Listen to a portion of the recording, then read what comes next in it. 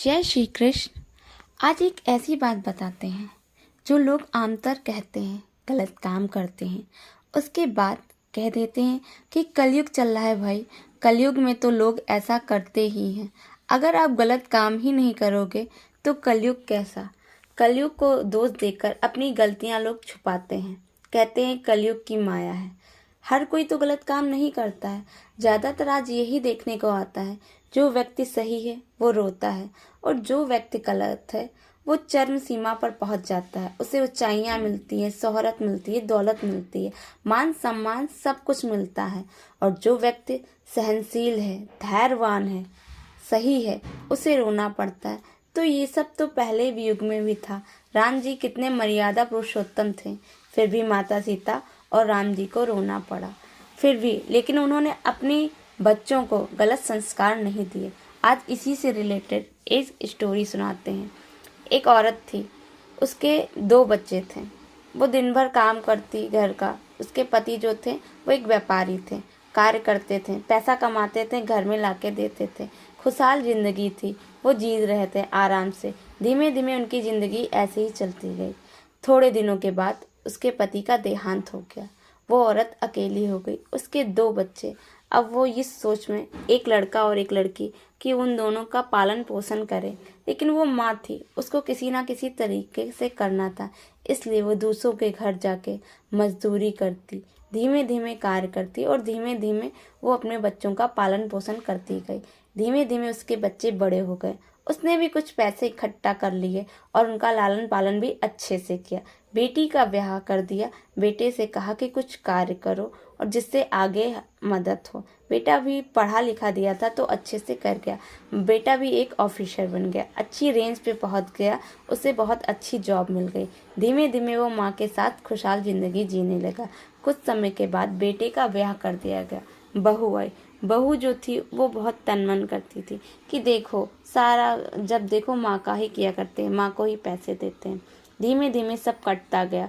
फिर बहू के भी बच्चा हो गया, एक लड़का हुआ। धीमे धीमे वो भी बड़ा हो गया, 5-6 साल का हो गया। ऐसे ही जिंदगी कटती गई। लेकिन बहू उस बूढ़ा का कोई भी मान नहीं करती थी। वो औरत दुखी रहती थी, लेकिन फिर भी अपने बेटे के साथ रहकर इस चीज़ की खुशी मनाती थी। कोई बात नहीं, कोई अपना नहीं, कोई बेगाना नहीं, अपना जीवन है, ऐसे ही कटता जाएगा। धीमे धीमे उसकी ज़िंदगी कटती गई। एक दिन की बात है, वो औरत थोड़ा सा बीमार हो गई थी, तो वो घर में लेटी थी। और उसी दिन उसकी बहू के यहाँ मायके में कोई प्रोग्राम था, तो वो मायके जा रही थी। लेकिन बूढ़ा बहुत परेशान थी, बीमार थी। बेटे से कहा कि बेटा मेरी तबीयत खराब है, दवा ला दो। तो बेटे ने कहा ठीक है, मैं आपकी दवा ला दूंगा। बेटा दवा लेने चला गया। तब बहू ने कहा कि जब भी कुछ होता है तुम मांदी हो जाती हो, तुम्हारा यही ड्रामा रहता है, तुम्हारा रोज का यही बखेड़ा है, रोज रोज ये सब कर करके मेरा दिमाग खराब कर दिया है, रोज रोज ये सब मत किया करो। कहती है ठीक है बेटा, नहीं वो करूँगी, नहीं दवा मांगूंगी। उसका बेटा लाता है, दवा दे देता है।